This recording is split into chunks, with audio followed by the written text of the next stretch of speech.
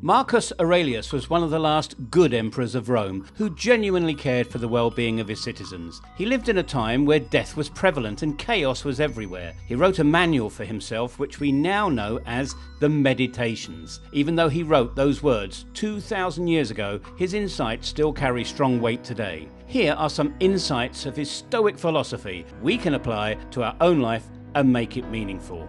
1.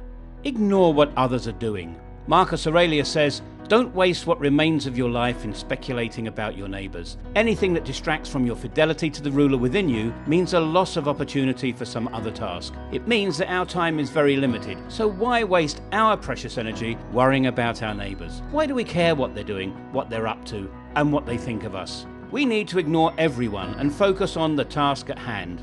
What is our task? Well, whatever is our calling on earth, whether that means creating art, empowering others, or being a loving parent. Today, with social media, we're addicted to what others are doing. We waste our mental energy being envious of others and comparing ourselves to them, and hence feel frustrated that we aren't as successful as our peers. In order to stay focused and ignore what others are doing, you need to take a break from doing anything that concerns others. Uninstall all social media apps from your phone and don't check your Facebook, Instagram, or any other social media network for an entire week. This doesn't mean to ignore your friends and family, but this experiment for a week will help you to devote all your time, energy, and effort to your own needs. It'll make you less envious, jealous, and you will stay focused in your creative work.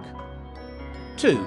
Your reality is made by your opinions. Marcus Aurelius tells us, life is but what you deem it. Life is opinion. It means that there is no objective reality out there. We shape our own reality. We shape our own perception of the world with our thoughts. No external reality exists outside of our perceptions. The practical way you can apply this mode of thinking in your life is this: see everything in a positive light. For example, let's say that someone talks shit about you to your face. Rather than feeling frustrated, you can tell yourself, I'm glad that someone is talking shit about me. It means that I'm not boring and doing something interesting. Furthermore, when people insult us, try to harm us, or criticize us, it isn't the insult which hurts us. It's our interpretation of what they're saying which hurts us. If we interpret others' actions as irrelevant, how can we feel hurt? Practice it for a week. Interpret every action that happens to you as positive. For example, if someone insults you, think to yourself, how can this insult make me a stronger person? See every opportunity as a growth opportunity.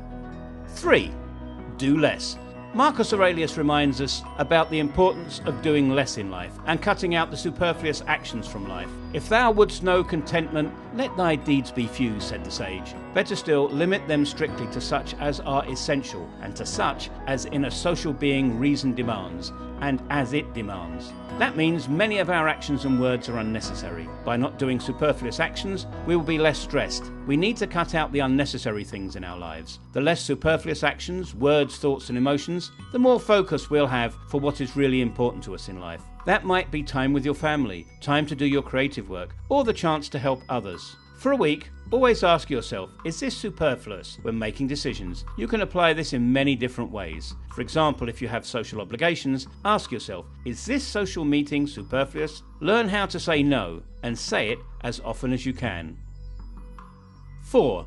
Death is knocking at your door. Take it that you have died today and your life story has ended, and henceforward regard what further time may be given you as an uncovenanted surplus. Think about all the people who learn they have cancer or some other disease. Once they discover this, they drop all the shit they don't like doing in life and only focus on what's important to them. When we know that death is close, we don't waste our time. We don't waste our precious leisure time watching TV or other forms of passive entertainment. We rush into doing things that we are passionate about and work that is meaningful to us. We spend more time with our loved ones and omit superfluous people and actions from our lives. Reminding ourselves of death gives us focus. Today, imagine it like it were your last day on earth. What would you do and what would you not do for your day? What would you tell your loved ones? Who would you spend time with and who would you not spend time with? What creative act would you do? What would you not do in your day if you knew today was the last? Constantly meditate on this. Live every day as if it were your last, because one day it will be. 5. You're stronger than you think.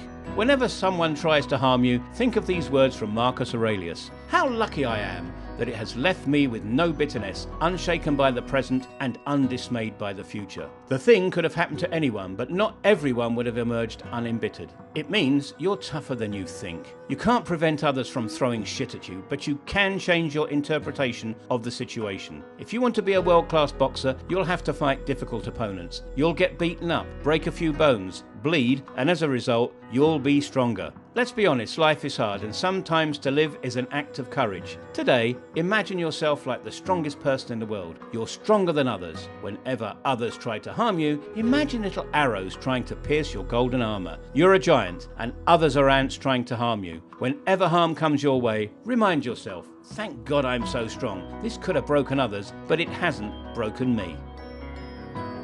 6. You are rising for the work of humankind. Marcus Aurelius tells us, a man's true delight is to do the things he was made for. What were you designed for? It depends. What is your gift? It might be your ability to socialize, to make others feel loved, your skill for reading or writing, your skill for research, your skill for synthesizing information and data, your skill for making visual images, your skill for empowering others, your skill for teaching, or your skill for making the world a more beautiful place. Discover your gift and figure out how you can best share it with others. If you don't know what your gift is, ask your friends, family, or your mum. Think about your gifts as a child and how you can best use your personal gift to help those around you. How can you best empower humankind with your gift? Always meditate on this and don't get distracted. 7. Never complain. Marcus Aurelius says, is your cucumber bitter? Throw it away. Are there briars in your path? Turn aside. That's enough. It means, why must we complain? If there is someone who annoys you, just ignore them. Unfollow them from social media, or just cut your social ties with them. Do you hate your job? Either quit your job, or figure out a way to make it less painful or miserable. We often can't change our external situations in the world, but we can always change our attitude towards it. Most of us don't have much time, energy, or money. Yet given our limited means, how can we make the best of what we have? Instead of complaining about life, think of how you can best use your limited means to do your life's task. Let's say your dream is to start your own business, but you have no experience, money, or time. How can you turn that into a benefit? Perhaps you don't have any dogma holding you back when it comes to business. Perhaps, by not having a lot of money, you can be more creative to be frugal with your business and create an economical business. Creativity breeds on constraints, so harness your constraints in a positive way. 8. You can live happy anywhere. Marcus Aurelius says, let it be clear to you that the pace of green fields can always be yours, in this, that, or any other spot, and that nothing is any different here from what it would be, either up in the hills, or down by the sea, or wherever else you will. What causes a lot of misery for many of us is our homes where we live, and the wish to be somewhere else. We might live in the suburbs and wish we lived in a city. We might live in the city and prefer living in the countryside. We live in the countryside, we might wish living at the beach. We live at the beach, we wish we lived on an island. If we lived on an island, perhaps we might prefer the convenience of living in a suburb. If you were happy with where you lived and the home you lived in, and didn't desire to live elsewhere or in a bigger or better home, how much more energy, money and attention could you have for better things in life? Write a list of the positives of your home, your neighbourhood or city. Never think of the negatives, and likewise think of all the other places you would prefer to live. Then write the negatives of living in those places, such as the cost of living, traffic, pollution, distance from family and friends, etc. And then seek to not complain about your home or where you live, and dedicate all of your creative energy to doing something personally meaningful. 9. Help the common good. Marcus Aurelius says, avoid all actions that are haphazard or purposeless, and secondly, let every action aim solely at the common good.